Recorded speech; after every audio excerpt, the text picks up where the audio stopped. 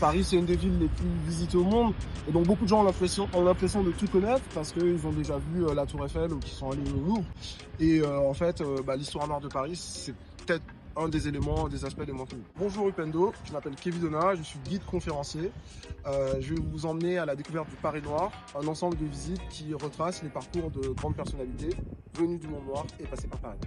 Alors, le projet Paris Noir, il a commencé en 2013. J'étais déjà guide touristique et je faisais visiter plusieurs quartiers de Paris. J'aimais beaucoup mon métier, mais les touristes étrangers étaient souvent surpris par la diversité des gens qu'ils croisaient dans les rues de Paris. Ils me posaient souvent la question et je savais pas trop comment y répondre parce que c'est un sujet compliqué en France.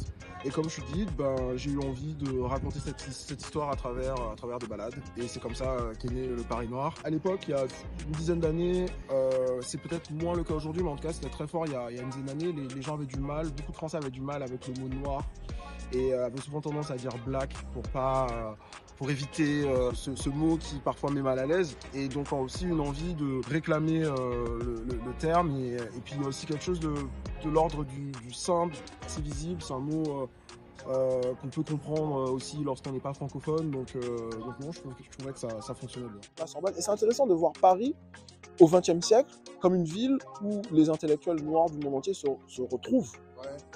Pour deux raisons. La première raison, c'est que justement, on aime bien ignorer, oublier les noirs de l'histoire, etc. Et même des gens qui sont noirs, qui sont afro-descendants, etc., qui veulent s'opposer à Paris, qui ont des raisons de le faire, mais quand même Paris, c'est la ville où tous ces types africains-tibétains se sont retrouvés. Ce que je veux dire, c'est que c'est pas parce que tout le monde est blanc que tout le monde est copain.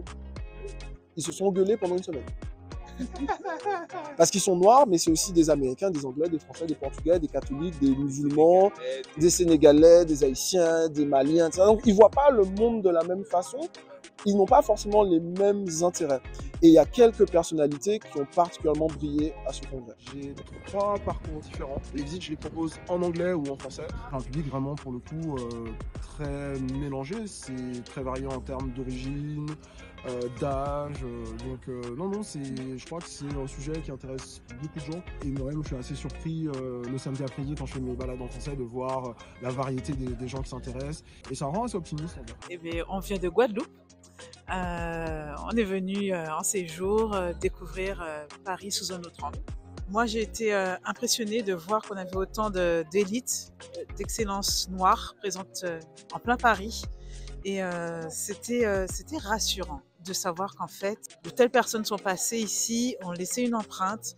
Et c'était vraiment instructif de vraiment prendre conscience que, en fait, il s'est passé beaucoup de choses ici et qu'on est aussi représenté par ces personnes qui sont passées et qui nous donnent aussi un espoir sur tout ce qu'on peut développer nous maintenant aujourd'hui et qu'on peut s'appuyer sur le passé pour construire aussi l'avenir. Ah ben, c'était intense, hein. C'était intense, c'était riche, c'était très intéressant parce que c'est des choses qu'on voit au loin, on peut se documenter, on peut s'intéresser à la chose, mais d'avoir une visite guidée où vraiment il y a un fil conducteur, il y a de la précision dans les informations.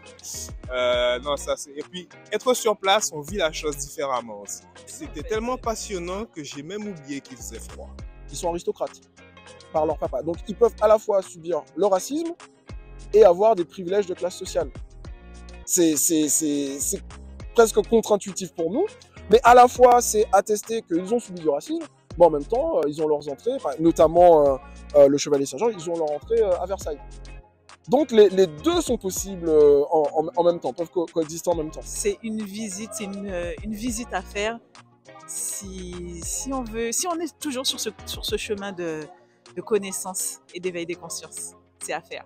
J'ai envie, pour ceux qui sont afro-descendants, qu'ils se sentent légitimes à se promener dans les rues de Paris, à se poser un café, à s'approprier cette ville qui parfois peut être intimidante pour certains.